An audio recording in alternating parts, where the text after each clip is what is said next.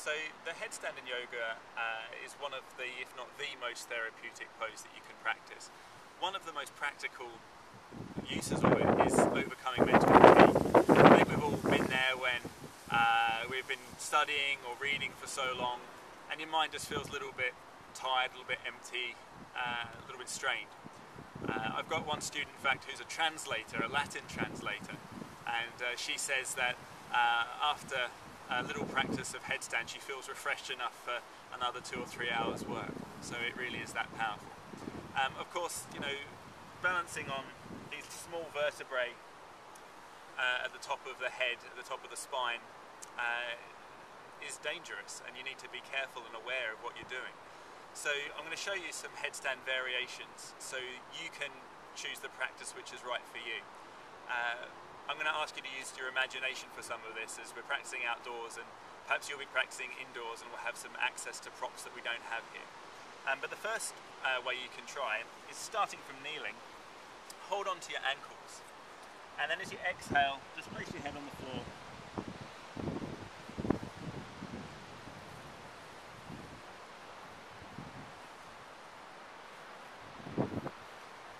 You'll notice that when I was practicing that, I was holding onto my ankles so that my shoulders are being drawn down away from my ears. I experiment to find really where is the top of my head. You'll find that sometimes you want to be further back against the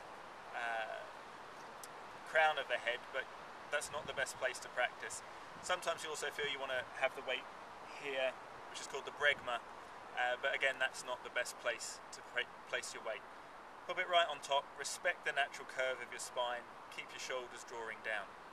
Now if you find that's easy, you might want to try a half headstand.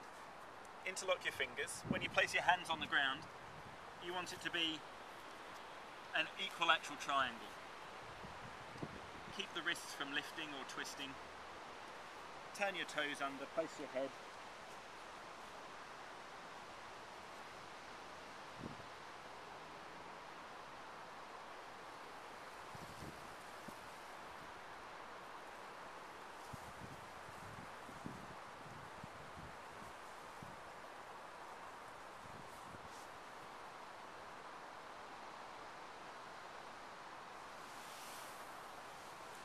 So some of the most common feelings that people will get is a feeling of pressure on the top of the head.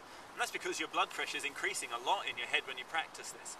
You've got to give time for the blood vessels in your head to adjust and to catch up. So if you start to feel pressure, a painful sense of pressure on the top of your head, it's a good time to come back down. And just over time, you'll find that that goes away as your body adjusts. You'll also notice that when I came back down, I took some time resting in a kneeling forwards bend.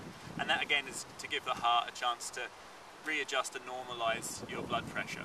The headstand is one never to be practiced by someone who's suffering from elevated blood pressure. Even if the medication is levelling that out, still don't practice a headstand. So if you find that this is still is easy for you, if you want to go a bit further, if you want to get a stronger effect, you could practice this in front of a wall, and you could imagine that you're practicing one leg. So if our imaginary wall is here, I'm practicing this far away, where my tailbone is. We get into it the same way, placing the hands carefully.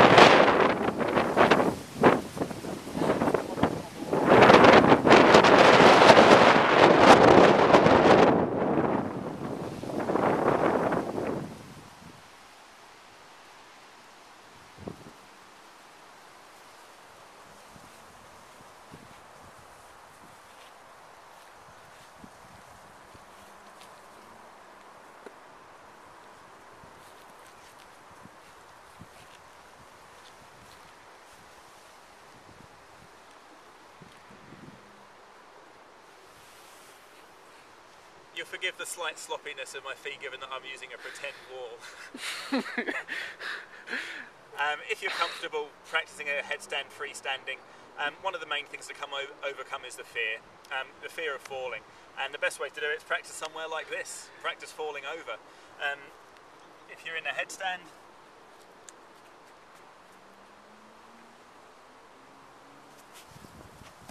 oh no, I've fallen over on the grass, no big deal. And you'll find that that's very easily a way to overcome the fear, is to realise that it's not a big problem. Just control it. Practice slowly, build yourself up. There's really no rush with this. The first pose I practice is sufficient for helping to clear your mind a little. Working into a stronger and stronger practice, you'll have a stronger and stronger effect, but take your time, be careful.